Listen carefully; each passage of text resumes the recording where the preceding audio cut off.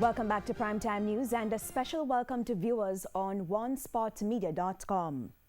Battle lines have been drawn this evening as the opposition PNP prepares for a leadership challenge. Peter Bunting today confirmed he would be challenging PNP President Dr. Peter Phillips at the party's annual conference in September. So, who is supporting who, and what does the PNP president have to say about the matter? We'll get to that in a moment, but first, the announcement. It's shaping up to be a race involving two Peters, Dr. Peter Phillips versus Peter Bunting.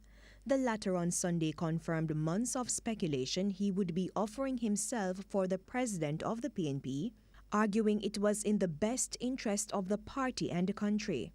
Mr. Bunting pointed to an appraisal committee report which gave four main reasons why the PNP lost the 2016 general election: arrogance and taking the electorate for granted, breakdown of trust, poor messaging, and the organization of the party was not election ready. Those same reasons he claims contributed to the PNP's loss in the East Portland by-election earlier this year. Now, Mr. Bunting has acknowledged that for the past 3 decades, Dr. Phillips has made an outstanding contribution to the party and country. However, since Phillips became party president in March 2017, Bunting claims he has not implemented a single transformational initiative and is not the right man for the job at this time.